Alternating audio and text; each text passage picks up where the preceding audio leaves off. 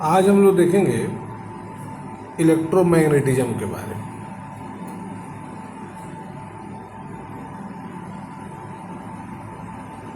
देखिए, इलेक्ट्रोमैग्नेटिज्म जो होता है ना, ये बेसिकली स्टडी ऑफ चार्ज होता है। बेसिकली स्टडी ऑफ चार्ज होता है, ठीक है। मतलब चार्ज के बारे में हम स्टडी करते हैं इलेक्ट्रोमैग्नेटिज्म के अंदर में, ठीक है कि नहीं। तो इलेक्ट्रोमैग्नेटिज्म जो होता है ना, ये बेसिकली स्टडी ऑफ क्या होता है, चार्ज होता है, ठीक है कि नहीं। जैसे ऑप्टिक्स में हम बेसिकली स्टडी ऑफ लाइट करते हैं, ठीक है कि नहीं। लाइट के बारे में अध्ययन करते हैं ऑप्टिक्स में। इलेक्ट्रोमैग्नेटिज्म जो होता है ना, बेसिकली स्टडी ऑफ चार्ज होता है। तो देखिए, ये इलेक्ट्रोमैग्नेटिज्म जो है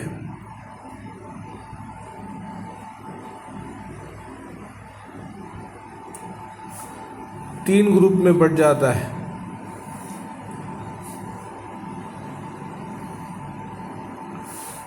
एक को हम बोलते हैं इलेक्ट्रोस्टैटिक्स, ठीक है कि नहीं। दूसरे को हम बोलते हैं मैग्नेटिज्म। तीसरे को हम बोलते हैं इलेक्ट्रोमैग्नेटिक वेव।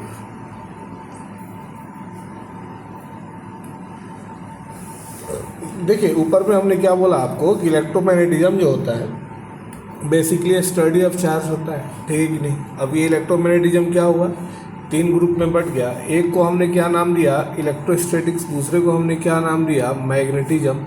और तीसरे को हमने नाम दिया इलेक्ट्रोमैग्नेटिक वेव। देखिएगा, इलेक्ट्रोस्टैटिक्स जो होता है ना, अब इस पे चूँकि देखिए इलेक्ट्रोमैग्नेटिज्म मतलब क्या हुआ, बेसिकली स्टडी ऑफ चार्ज। तो इलेक्ट्रोस्टैटिक्स में charge at rest, charge at rest, जब चार्ज रेस्ट में होगा, ठीक है कि नहीं, तो उससे जुड़े जो भी फिनोमेना होंगे उन सब का स्टडी हम कहाँ पे करेंगे, इलेक्ट्रोस्टैटिक्स का।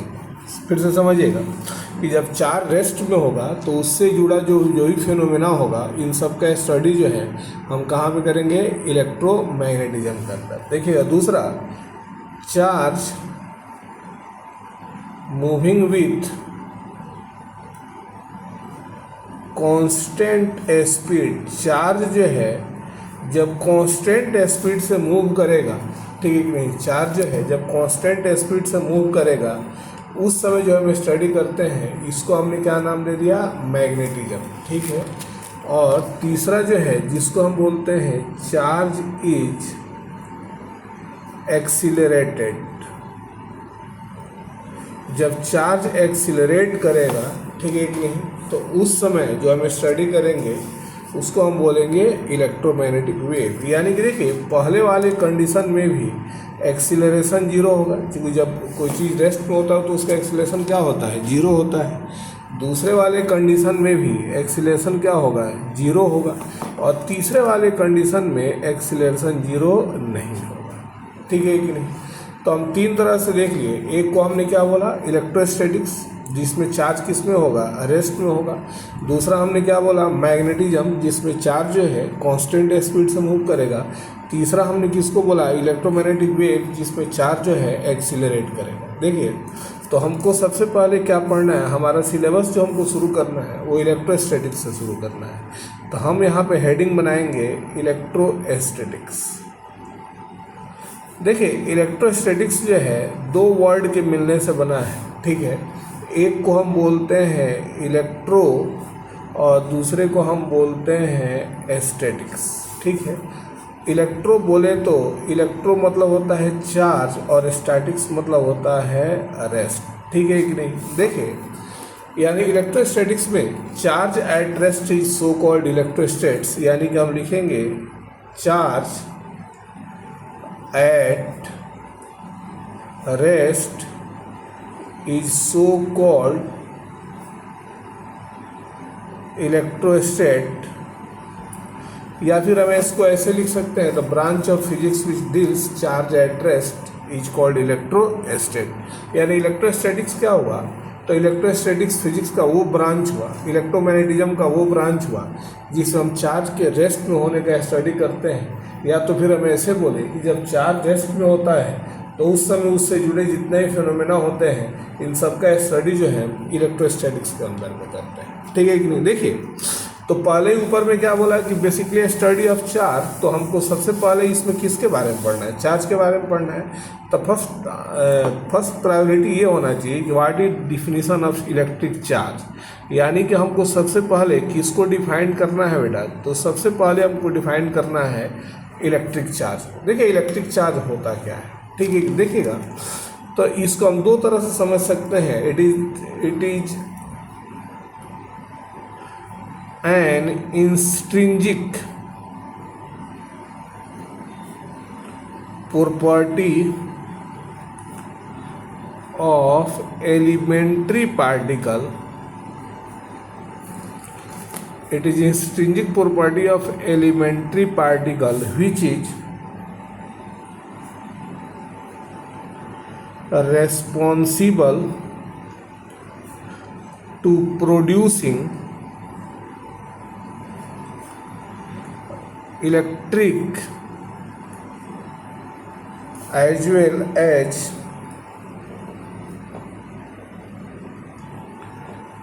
magnetic field, ठीक है, electric as well as magnetic field, ठीक है कि नहीं। देखिए जो इलेक्ट्रिक फील्ड और मैग्नेटिक फील्ड प्रोड्यूस करने के लिए क्या होता है, रिस्पॉन्सिबल होता है। जैसे देखिए it is the intrinsic property, जैसे जस्ट लाइक मास, ठीक है, जिस तरह से मास जो होता है एक प्रॉपर्टी होता है, इस तरह से यहाँ भी हम कहेंगे it is an intrinsic property of elementary particle, ठीक है। किसी भी एलिमेंट्री पार्टिकल का एक इंस्ट्रिंसिक प्रॉपर्टी होता है जो रिस्पॉन्सिबल होता है electric as well as magnetic field produce करने के लिए, ठीक है कि नहीं। यदि कहीं पे इलेक्ट्रिक फील्ड प्रोड्यूस हो रहा है, इसका मतलब उसमें कोई ना कोई प्रॉपर्टी है, और वही प्रॉपर्टी क्या कहलाता है, इलेक्ट्रिक चार्ज कहलाता है, ठीक है। देखिएगा अब यदि हम बोले कि चार्ज क्या प्रोड्यूस करता है, तो चार्ज जो है दोनों तरह के फील्ड को प्रोड्यूस करेगा। एक को हम बोलेंगे इलेक्ट्रिक फील्ड, ठीक है कि नहीं, और as well as magnetic field. हमसे पूछा जाए कि स्टैटिक चार्ज क्या प्रोड्यूस करता है, तो static charge produce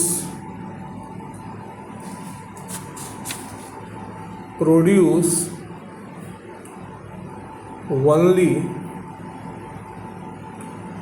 electric field. अच्छा, मूविंग चार्ज क्या प्रोड्यूस करता है, तो moving charge produce electric as well as magnetic field, electric as well as magnetic field, ठीक है। देखिए तो ये तो बात समझ में आ गया, ठीक है कि नहीं, कि जो स्टैटिक चार्ज होता है यानी कि स्टेशनरी चार्ज जो है वो इलेक्ट्रिक फील्ड प्रोड्यूस करेगा। जो चार्ज मूव कर रहा है यानी कि जो मोशन कर रहा है वो इलेक्ट्रिक के साथ साथ मैग्नेटिक फील्ड भी प्रोड्यूस करेगा। दूसरा देखिए टाइप्स ऑफ चार्ज।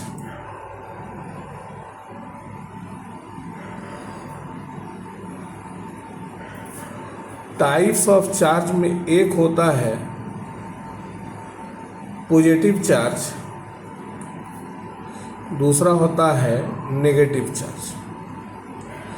दो तरह के चार्ज जो हैं हमारे पास, ठीक है। एक को हमने क्या नाम दिया, पॉजिटिव चार्ज, और दूसरे को क्या नाम दिया, नेगेटिव चार्ज। देखिएगा पॉजिटिव चार्ज मतलब होता है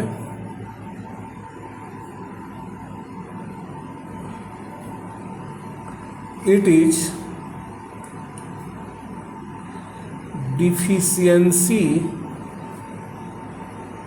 of electron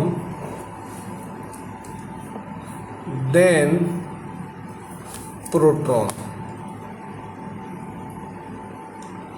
It is deficiency of electron then proton, यानी पॉजिटिव चार्ज का मतलब क्या हो गया, तो इसमें इलेक्ट्रॉन का डिफिशियंसी होगा यानी इलेक्ट्रॉन कम होगा, ठीक है कि नहीं। उसको हमने कौन सा चार्ज बोल दिया, पॉजिटिव चार्ज, ठीक है। दूसरा देखिए, दूसरा क्या हो गया, negative charge.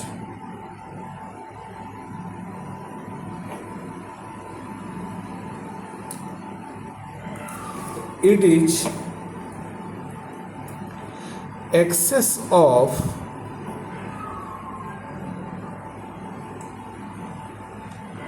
electron then proton, ठीक नहीं, देखिएगा यहाँ पे नेगेटिव चार्ज का मतलब क्या हो गया कि यहाँ पे इलेक्ट्रॉन का एक्सेस होगा किसके कंपेरिजन में, प्रोटॉन के कंपेरिजन में। ठीक है, देखिएगा आगे। अब ये चार्ज होता कहाँ, ये तो हमारे को समझ में आ गया चार्ज है क्या, हमको ये भी समझ में आ गया टाइप्स ऑफ चार्ज क्या है। ठीक है, कितने तरह के चार्ज होते हैं, तो एक पॉजिटिव चार्ज होता है और एक नेगेटिव चार्ज होता है। ठीक है कि नहीं, यानी कि किसी भी बॉडी का चार्ज होना किसके ऊपर डिपेंड करता है, इलेक्ट्रॉन का ट्रांसफर के ऊपर। यानी कि जो इलेक्ट्रॉन को ट्रांसफर करेगा, जो लॉस करेगा वो पॉजिटिव चार्ज होगा और जो गेन करेगा वो नेगेटिव चार्ज होगा। ठीक है, देखिएगा अब बात यह है कि ये चार्ज होता कहाँ पे है। ठीक है, तो every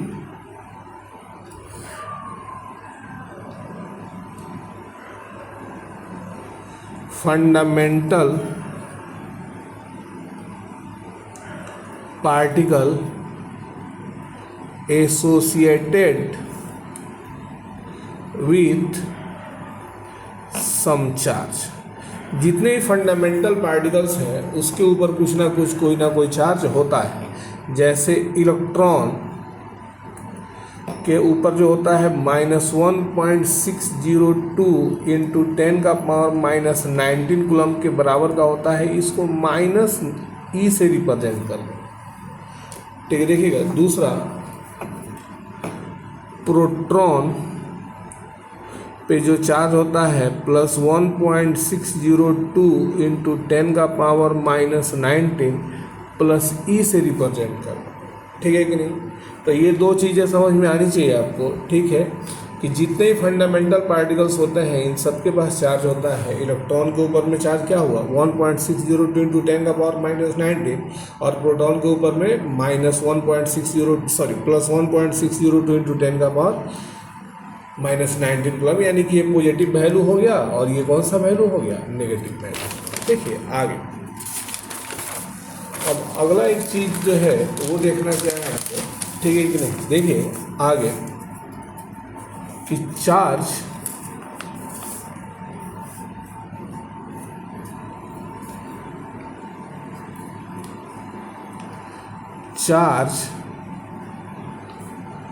always associated with mass. Charge जो होता है ये मतलब एक चीज़ हमेशा याद रखिएगा, जहाँ चार्ज है वहाँ मास होगा, बट जहाँ मास है वहाँ चार्ज हो ये कोई ज़रूरी नहीं है। ठीक है कि नहीं, तो याद रखना है इस चीज़ को कि charge always associated with mass. ठीक है, जैसे देखिए फॉर चार्ज बॉडी मास में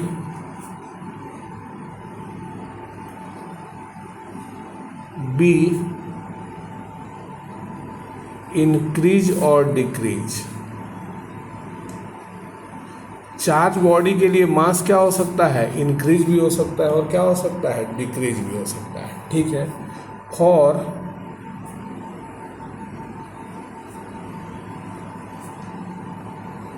पॉजिटिव चार्ज बॉडी के लिए जो होता है मास क्या होता है, डिक्रीज होता है। क्यों, चूंकि वो इलेक्ट्रॉन को अपने अंदर से क्या करता है, ठीक है कि नहीं, डिक्रीज मास, इलेक्ट्रॉन को अपने अंदर से रिमूव कराता है, तो इसलिए वहाँ पे मास क्या होगा, डिक्रीज होगा। फॉर नेगेटिव चार्ज बॉडी, ठीक है, के लिए मास क्या होगा, इंक्रीज होगा, के लिए मास क्या होगा, इंक्रीज होगा। क्योंकि उसमें एक्सेस ऑफ इलेक्ट्रॉन है तो मास बढ़ जाएगा। ठीक है, और जिसमें डिफिशियंसी ऑफ इलेक्ट्रॉन है उसमें मास क्या हो जाएगा, घट जाएगा। देखिएगा ध्यान से, electric charge is a scalar quantity. Electric charge is a scalar quantity. Electric charge कैसा क्वांटिटी होता है बेटा, इलेक्ट्रिक चार्ज जो होता है स्केलर क्वांटिटी होता है। ठीक है, अब हम यूनिट पे आए। देखिए तो चार्ज के दो तरह के यूनिट हो गया, एक हो गया SI यूनिट, ठीक है कि नहीं, दूसरा हो गया CGS यूनिट।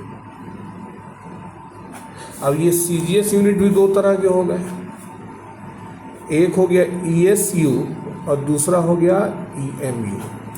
ठीक है, देखिए SI यूनिट जो होता है ये कूलम्ब होता है, ठीक है। SU यूनिट जो होता है ये स्टेट कूलम्ब होता है, और ये एब कूलम्ब होता है, ठीक है कि नहीं। याद रखिए, AB कूलम्ब ना पढ़ करके एब पढ़िएगा, नाउन बना देना है उसको, ठीक है। देखिएगा, तो एक कन्वर्जन आपको हमेशा याद रखना है, कूलम्ब को C से रिप्रेजेंट करेंगे, ठीक है कि नहीं। एक कन्वर्जन हमेशा याद रखना है कि 1 कूलम्ब जो होता है ये 3 × 10⁹ स्टेट कूलम्ब के बराबर होता है, और बराबर 1/10 एब कूलम्ब के बराबर होता है। याद रखिए, ये कन्वर्जन आपको हमेशा क्या रखना पड़ेगा, याद, ठीक है कि नहीं, कि एक कूलम्ब जो होता है 3 × 10⁹ स्टेट कूलम्ब के बराबर होता है, और 1/10 एब कूलम्ब के बराबर होता है, ठीक है। देखिए, द बिगेस्ट यूनिट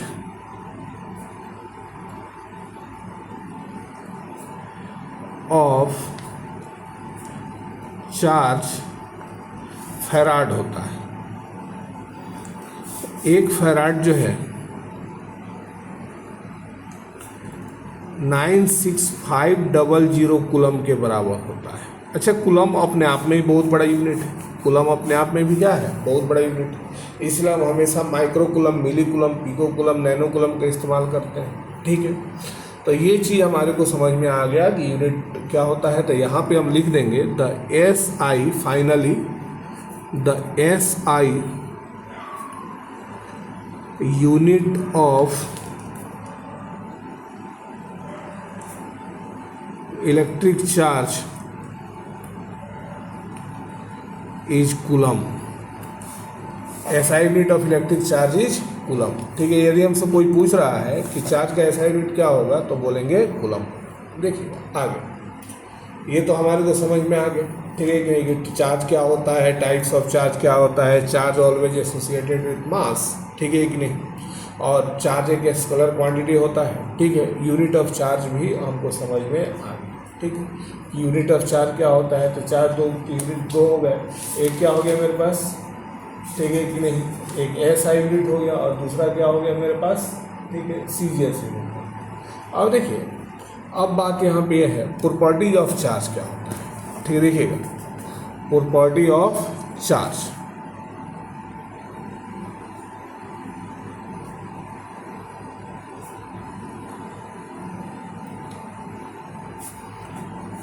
देखिए सबसे पहला प्रॉपर्टी जो होता है, ठीक है, इसको हम बोलते हैं कि सेम टाइप ऑफ चार्ज जो होता है एक दूसरे से रिपल्सन करते हैं, यानी कि दूर जाते हैं। अपोजिट टाइप ऑफ चार्ज जो होता है एक दूसरे के नज़दीक आते हैं, यानी अट्रैक्शन करते हैं। याद रखिए, ठीक है। यानी कि सेम काइंड ऑफ चार्ज में क्या होता है, रिपल्सन होता है, और अपोजिट काइंड ऑफ चार्ज में क्या होता है, अट्रैक्शन होता है, ठीक है। देखिएगा, दूसरा कंजर्वेशन। अब दूसरा प्रॉपर्टी क्या है,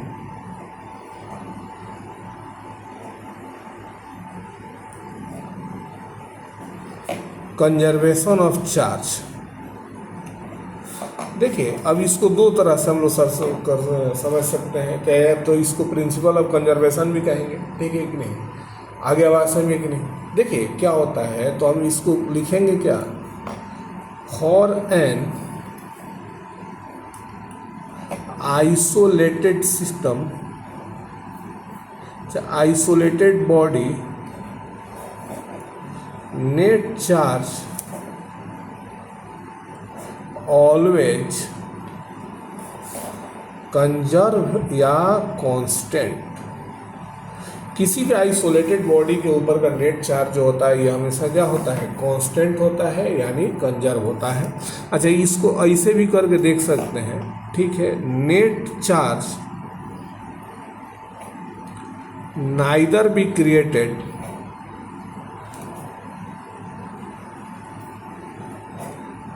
nor be destroy, it can transfer from one body to another body.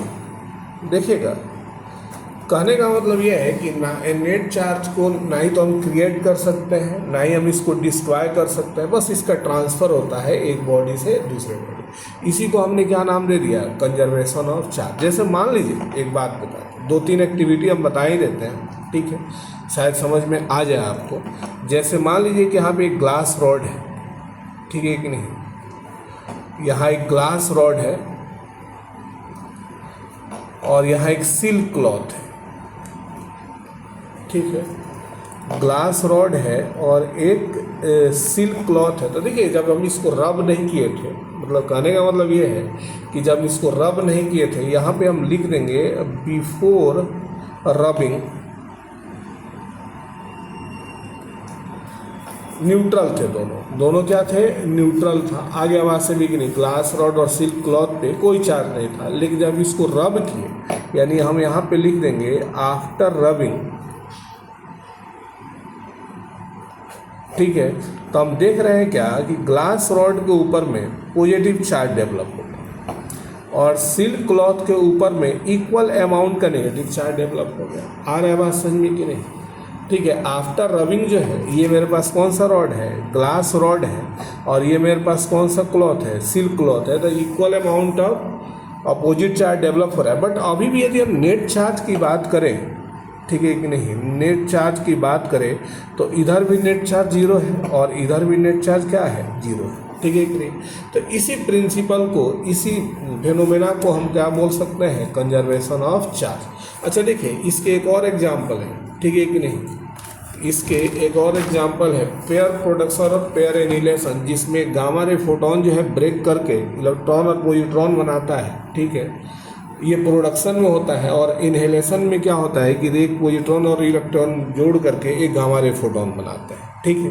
तो इसको हमने क्या बोला, कंजर्वेशन ऑफ चार्ज, यानी कि neither charge net charge neither be created nor be destroy, it can transfer one body to another body only, ठीक है। देखिए अगला जो प्रॉपर्टी है, ठीक है, अगले प्रॉपर्टी को हम बोलते हैं charge is additive in nature, additive in nature. देखिए एडिटिव इन नेचर का क्या होता है, मान लीजिए कि कोई सिस्टम है, ठीक है, और इस सिस्टम में बहुत सारा चार्ज दिया गया है, ठीक है कि नहीं, बहुत सारा चार्ज दिया गया है। सिस्टम मतलब ये होता है, सिस्टम ऑफ चार्ज का मतलब क्या हो गया, 2 और मोर देन 2 चार्ज, ठीक है कि नहीं। तो यदि हम इसका नेट चार्ज निकालें, नेट चार्ज, तो इसको सिंपल अलजेब्राइक मेथड से ऐड कर देंगे, यानी Q1 प्लस में Q2 प्लस में Q3 प्लस में Q4 सो ऑन Qn के बराबर। इसी को हम बोलते हैं additive in nature. Simple algebraic method से क्या कर दिया, हमने ऐड कर दिया, ठीक है कि नहीं। यानी कि चूंकि देखिए चार्ज क्या है कि स्केलर क्वांटिटी होता है और स्केलर का एडिशन ऐसे ही होता है, सिंपल अलजेब्राइक मेथड से होता है, ठीक है। तो इस तरह से हम बोल सकते हैं। आगे देखिएगा, आगे क्या होता है, क्वांटाइजेशन ऑफ चार्ज,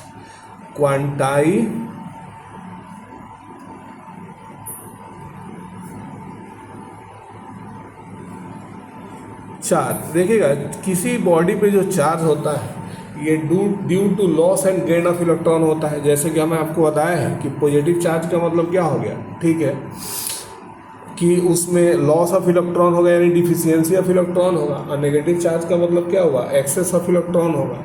तो क्वांटाइजेशन ऑफ चार्ज क्या कहता है कि किसी बॉडी पे जो चार्ज होता है ना, ये इलेक्ट्रॉन के चार्ज के इंटीग्रल मल्टीपल के बराबर होता है। याद रखिए, किसी बॉडी पे जो टोटल चार्ज होता है, यानी Q जो है मेरे पास, ये कौन सा चार्ज है, टोटल चार्ज है। आगे समझ में कि नहीं।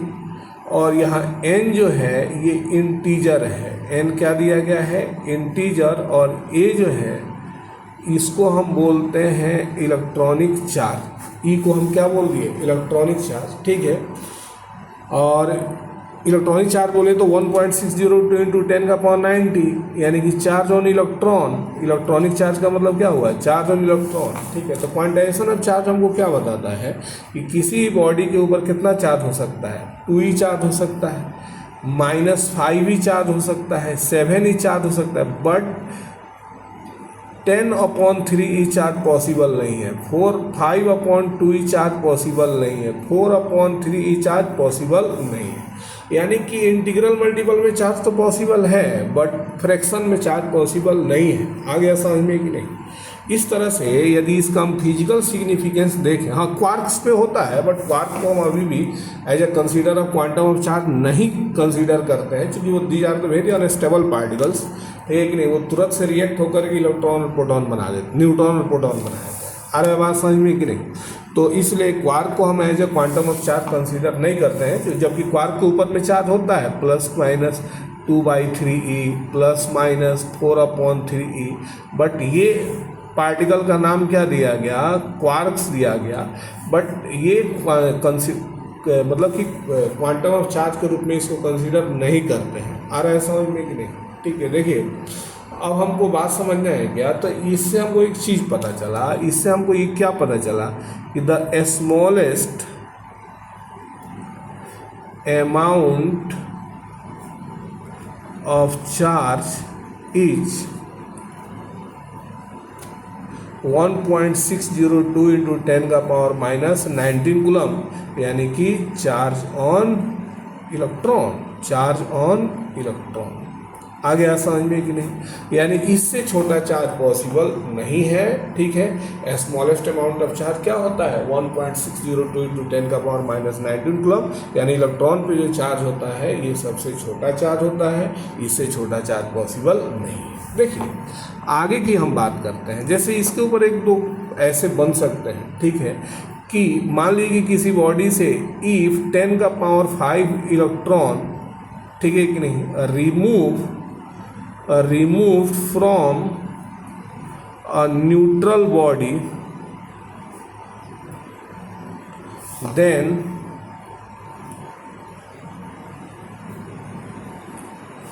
Calculate charge on body. ठीक है कि नहीं, चार्ज ऑन दैट बॉडी, मतलब किसी न्यूट्रल बॉडी से 10⁵ इलेक्ट्रॉन चार्ज को रिमूव कर दिया जाए, यानी कि नंबर ऑफ इलेक्ट्रॉन कितना हुआ? 10⁵।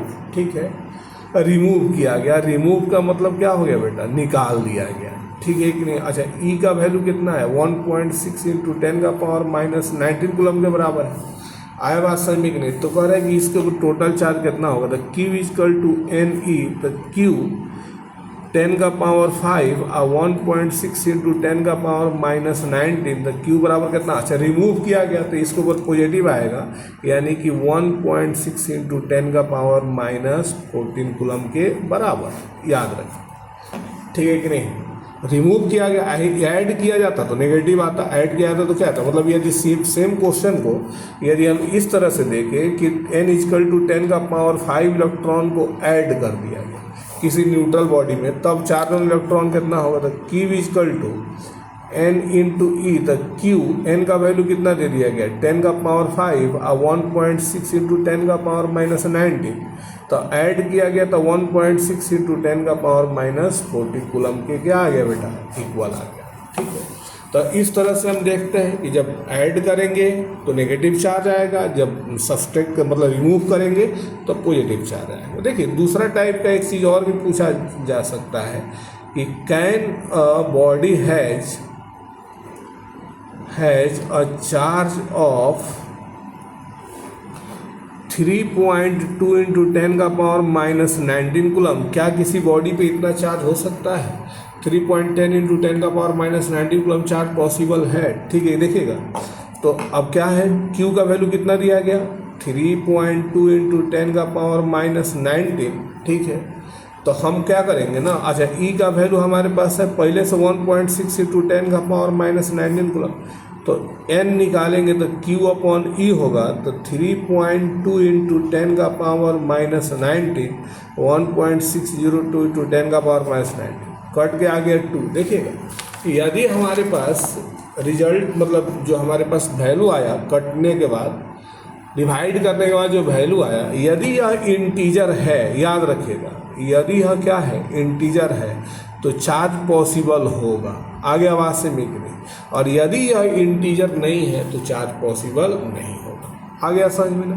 तो इसी को हम बोलते हैं क्वांटाइजेशन ऑफ चार्ज, ठीक है। तो क्वांटाइजेशन ऑफ चार्ज का फिजिकल मीनिंग क्या हो गया मेरे पास बेटा, तो क्वांटाइजेशन ऑफ चार्ज का फिजिकल मीनिंग ये हो गया कि स्मॉलेस्ट अमाउंट ऑफ चार्ज जो होता है, ये चार्ज ऑन क्या होता है, इलेक्ट्रॉन होता है। देखिएगा अगला और लास्ट प्रॉपर्टीज है, ठीक है। अगला और लास्ट प्रॉपर्टी क्या है मेरे पास, charge is invariant in nature, ठीक है। देखिएगा charge is invariant in nature, यानी कि चार्ज के ऊपर, चार्ज पर वेलोसिटी का कोई असर नहीं पड़ता है, यानी कि चार्ज पर वेलोसिटी का कोई असर नहीं पड़ता है, जबकि मास पर वेलोसिटी का क्या होता है, असर पड़ता है। तो देखिएगा चार्ज पर वेलोसिटी का क्या है, कोई असर नहीं पड़ेगा, लेकिन मास पर वेलोसिटी का असर पड़ता है, ठीक है। तो charge is invariant in nature, उसी को हमने क्या बोल दिया कि चार्ज जो होता है इनवेरिएंट नेचर का होता है, लेकिन मास पे वेलोसिटी का असर पड़ता है और वो ऐसे बदलता है, √1 माइनस v² ठीक है कि नहीं। m को हम बोलते हैं रेस्ट मास, ठीक है। चार्ज पे वेलोसिटी का कोई असर नहीं पड़ेगा, बट मास पे वेलोसिटी का असर पड़ता है, ठीक है। तो बस आज के लिए इतना ही, फिर कल बात करेंगे इसमें।